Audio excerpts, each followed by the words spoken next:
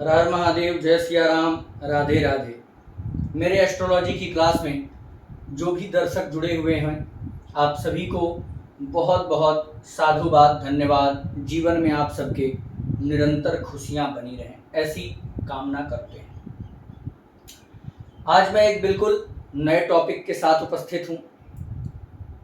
यह जो आपको चार्ट दिख रहा है, इस चार्ट को आपको एक जगह पहले नोट कर लेना है। ये चार्ट आप वीडियो में जूम करके, वीडियो की क्वालिटी बढ़ा करके किसी भी तरह से जिस अक्षर की जो संख्या है यह नोट कर लीजिए। यही आपका संपूर्ण प्रश्न का जवाब हो जाएगा।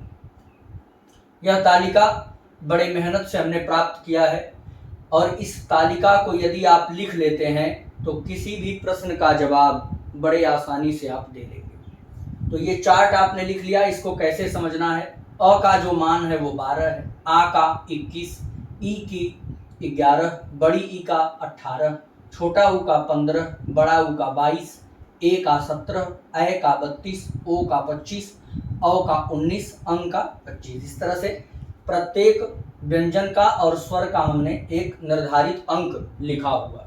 इसको आप लोग नोट कर लेंगे। अब जब आपको ये अंक पता चल गए कि किस अक्षर का क्या अंक है, इसको एक चार्ट बना के सामने रख लेंगे। अब आपसे कोई प्रश्न करता है, उसके पास न डेट ऑफ बर्थ है, ना ही कोई समय पता है, और ना ही वो आपसे कुंडली इत्यादि के माध्यम से जानना चाहता है। उसके मन में विचार है कि आप कोई नया तरीका बताइए जिससे आप मेरे प्रश्न का जवाब दे सकते हैं। तो आप कहेंगे, बिल्कुल सर, हमारे प्राचीन पद्धति में हमारे ऋषियों के द्वारा, हमारे महर्षियों के द्वारा ऐसा शोध किया गया था कि बिना डेट ऑफ बर्थ के भी हम आपके कुछ सटीक प्रश्नों का जवाब दे सकते हैं। अब किस किस प्रश्न का आपको जवाब देना है? कोई व्यक्ति आया, वो पूछता है कि मैं यह काम करने जा रहा हूं, उसमें हमको लाभ होगा या कम लाभ होगा या हानि होगी। किसी ने प्रश्न किया, मुझे सुख रहने वाला है या दुख रहने वाला है, मैं बहुत दिनों से परेशान हूं, क्या परेशानी खत्म होगी या नहीं खत्म होगी। किसी ने प्रश्न कर दिया कि मेरी पत्नी गर्भवती है, प्रेग्नेंट है, क्या मेरे पत्नी को पुत्री रत्न की प्राप्ति होगी या पुत्र रत्न की प्राप्ति होगी। यह एक बड़ा महत्वपूर्ण बिंदु है, लेकिन इसका जवाब बड़े आसानी से आप दे सकते हैं और 98% यह रिजल्ट सही देखा गया है।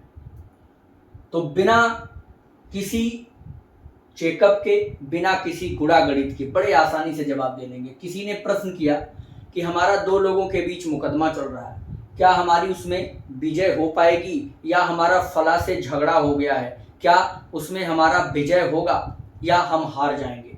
इस प्रकार के प्रश्न को आप बड़े आसान ट्रिक से समझ सकते हैं। ध्यान दीजिएगा, अब यहाँ से आपका आंसर देने का तरीका शुरू होता है। पहले ये चार्ट आपके पास होगा, एक कागज पर आप इसे नोट कर लेंगे। चार्ट बना के परमानेंट के लिए रख लिया। अब कोई व्यक्ति अगर आपसे प्रश्न करने आता है तो आपने देखा होगा बहुत पहले, अगर आपने किसी पंडित को या किसी तांत्रिक को देखा हो कि वो पूछते हैं कि किसी फूल का नाम बताइए, किसी फल का नाम बताइए। इस प्रकार से उन्होंने कहा कि किसी नदी का नाम बताइए, तो इस प्रकार से नदी, पहाड़, फल, फूल का नाम पूछ करके वो आपके प्रश्न का जवाब दे देते थे। आज वही सूत्र मैंने खोज निकाला है। इस सूत्र को आप समझिए। अगर कोई व्यक्ति प्रश्न करने आपसे प्रातः 6 बजे से 9 बजे के बीच आता है, कोई व्यक्ति प्रश्न करने के लिए सुबह 6 बजे से 9 बजे के बीच आया, तो आप उससे किसी भी फूल का नाम पूछेंगे। क्या पूछेंगे? किसी भी फूल का नाम। यदि कोई व्यक्ति दोपहर के समय आया, यानी 9 बजे से 12 बजे के बीच आ रहा है, सुबह 9 बजे से 12 बजे के बीच अगर कोई व्यक्ति आया, तो अब आप फूल का नाम नहीं, अब फल का नाम पूछेंगे। 9 से 12 के बीच फल का नाम। यदि कोई व्यक्ति तीसरे पहर में आ रहा है, यानी 12 बजे से 3 बजे के बीच, 12 से 3 बजे के बीच आता है, तो किसी भी देवता का नाम आप पूछ लेंगे। अगर वह व्यक्ति सायंकाल में आता है, यानी 3 बजे से 6 बजे के बीच, तो आपको किसी नदी या पहाड़ का नाम उससे पूछ लेना चाहिए। इतनी बात आपको समझ में आ गई होगी। अब जैसे ही आपने प्रश्नकर्ता से प्रश्न कर लिया, मान लिए उसने सुबह में वो व्यक्ति आया और वह आपसे पूछा कि क्या मेरे पत्नी को पुत्र होगा या पुत्री, या उसने प्रश्न किया क्या मैं मुकदमा में विजय प्राप्त करूंगा या हार जाऊंगा, या उसने प्रश्न किया मैंने एक व्यापार किया है, क्या उसमें मेरी हानि होगी या लाभ होगा, या मैं सुखी रहूंगा या ऐसे ही दुख चलता रहेगा। तो अगर वह सुबह के समय आया तो आप किसी फूल का नाम पूछेंगे, यदि वो दोपहर में आया तो फल का नाम पूछेंगे। अब हम उदाहरण लेते हैं।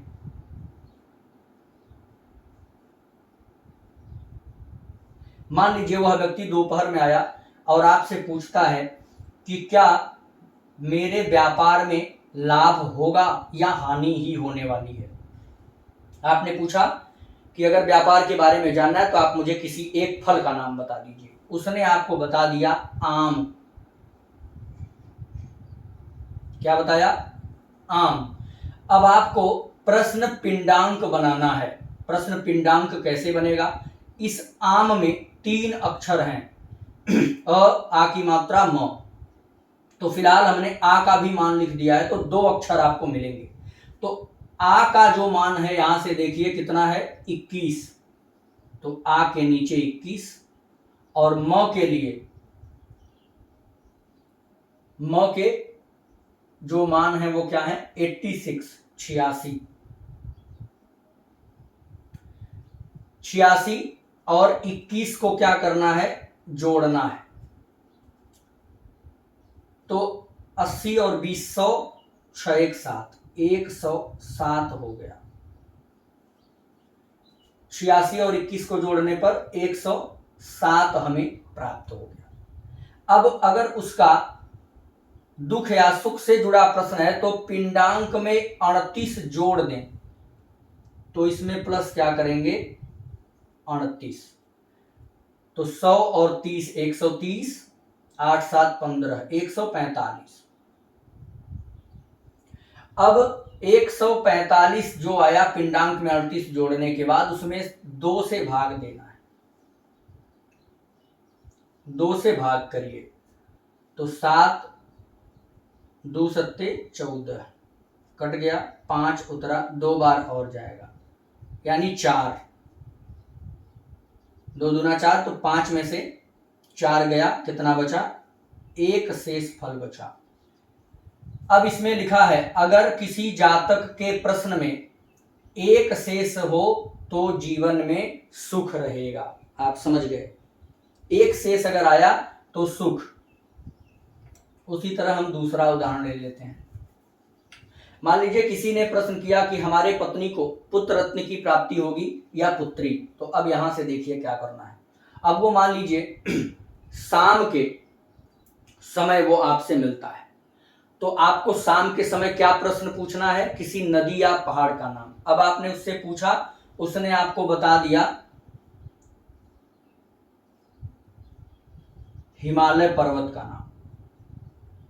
क्या बताया, हिमालय।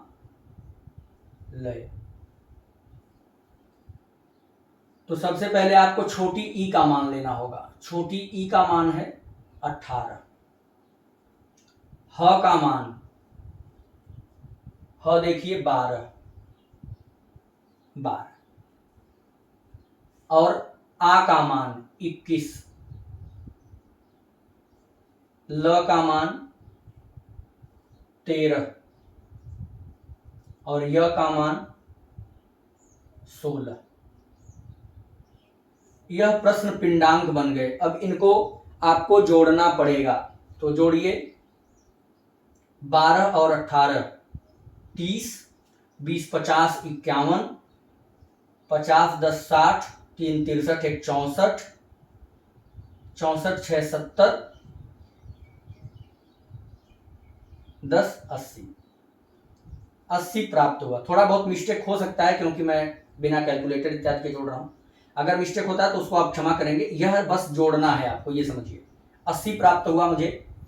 अब उसका पुत्र या पुत्री से संबंधित प्रश्न है, तो इसमें अब कुछ ऐड नहीं करना। पिंडांक में 3 से भाग दे दीजिए, इसी 80 में 3 से भाग दीजिए। तो 8 में 3 से देंगे, 3 दूना 6, 8 में से 6 गया 2, 20 बचा। अब 6 36 18, शेष बच गया 2। अगर 2 शेष बचा तो क्या लिखा है? कन्या। इस प्रकार से आप बड़े आसानी से जवाब दे सकते हैं। अब आपको एक उदाहरण और मैं लेता हूं।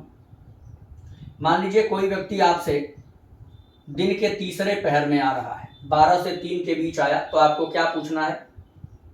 किसी देवता का नाम पूछना है। अब उसका प्रश्न है कि मैं एक मुकदमा लड़ रहा हूं, क्या उसमें मेरी विजय होगी? तो देवता का नाम पूछे और उसने आपको क्या बताया? शंकर, शंकर भगवान। तो शंकर पर आप देखिए स का मान क्या है? छोटा स का मान 35। यहां पर अंक, मात्रा को भी लेंगे, अंक का मान क्या है? 25। क का मान 13 और र का मान 13। पिंडांक बन गया हमारा 35 और 25, 30 20 50, 5 5 10 60, 13 73, 73 10 83, 86 आ गया। अब 86 जो हमें प्राप्त हुआ है, इस 86 में क्या करना है? पिंडांक में 34 जोड़ दें, प्लस 34। तो 8 3 11, 110 और 6 4 10, 120। 120 में भाग देंगे 3 से, तो 4 3 12, 0। शेष फल क्या हो गया? 0 प्राप्त हुआ।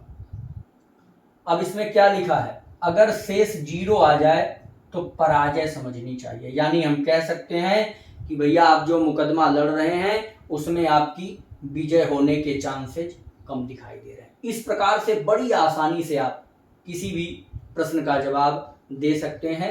समय के अनुसार फूल, फल, नदी, पहाड़ या देवता का नाम आपको पूछ लेना है। तो जानकारी आपको अच्छी लगी होगी।